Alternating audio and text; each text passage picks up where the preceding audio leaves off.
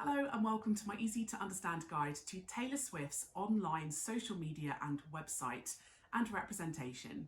This video is going to be particularly relevant for you if you are studying either Eduqas GCSE Media Studies or AQA A-Level Media Studies, as currently both of those exam boards feature Taylor Swift's online media on their specification.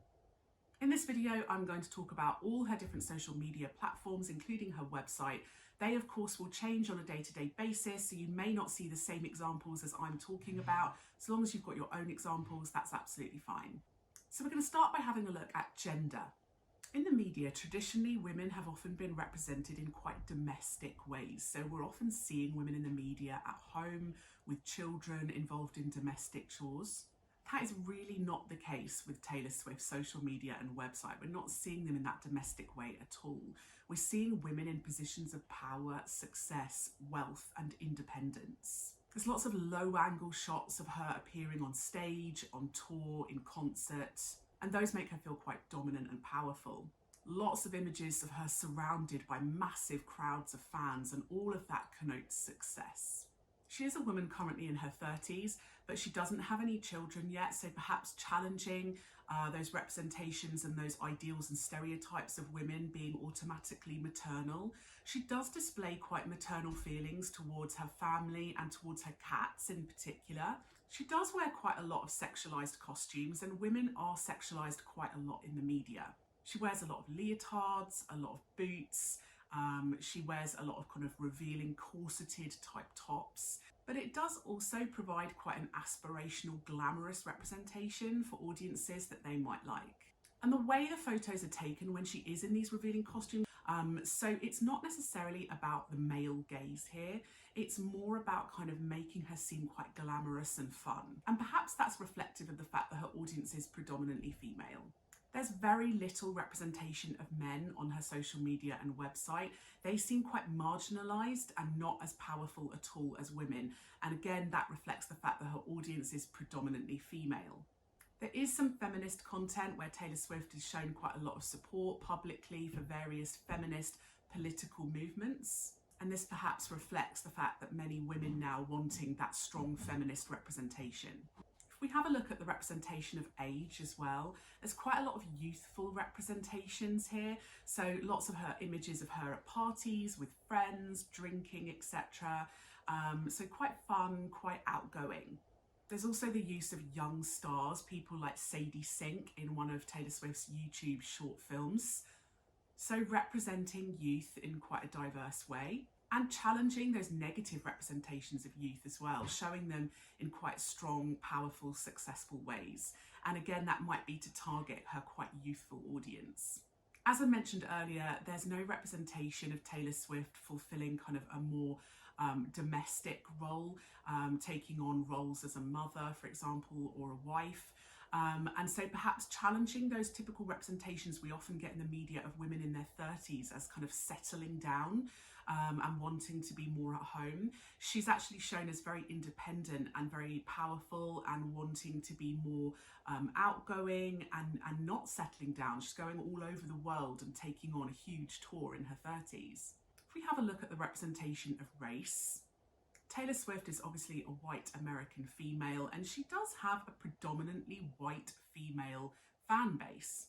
Coming from the southern states in America as well, she's often been kind of held up as being a kind of very typical Aryan princess, so actually praised for her kind of whiteness.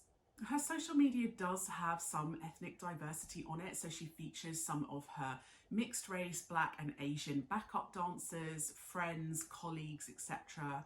And she's also done some collaborations with some quite famous artists, so for example Beyonce, Kendrick Lamar, and this will help to perhaps make people from marginalised ethnic communities feel a little bit more included and a little bit more represented.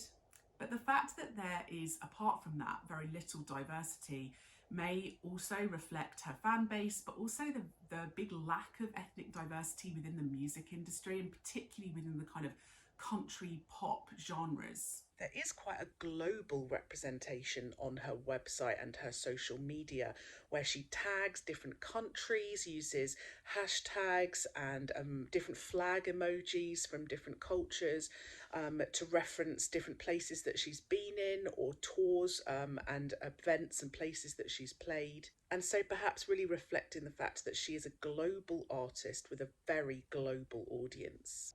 Most music artists keep the same kind of representation or star persona quite consistently throughout their career and across their platforms.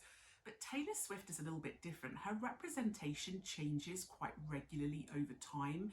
She reinvents herself into different eras, and therefore all the representations across her social media and her website often change regularly with every album. Some of her previous eras have represented her as being very glamorous and sexy. Other eras have made her seem very down to earth, natural.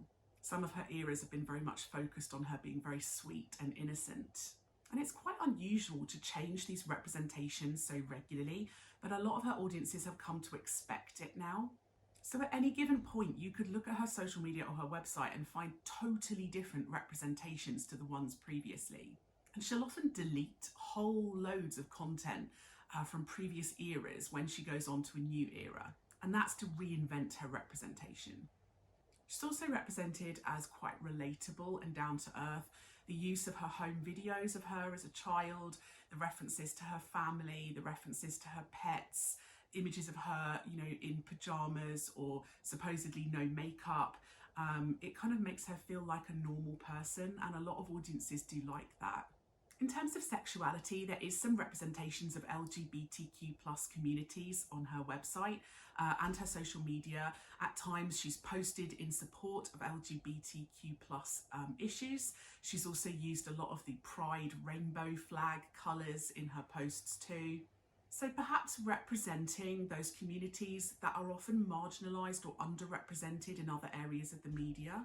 However, they're still not predominantly focused on within her social media and website, and perhaps that's because she's concerned about seeming too political or too woke, too accepting. And I know that sounds odd, but perhaps as a singer, she has to tread quite a fine line between seeming accepting and being political and open-minded and not alienating her more conservative audience. Having said that, she has been openly political about her own voting intentions in the past and has shown real support for Democratic candidates like Joe Biden and Kamala Harris. She's posted very anti-Trump messages, and this is representing her as being democratic, more left-wing, more liberal.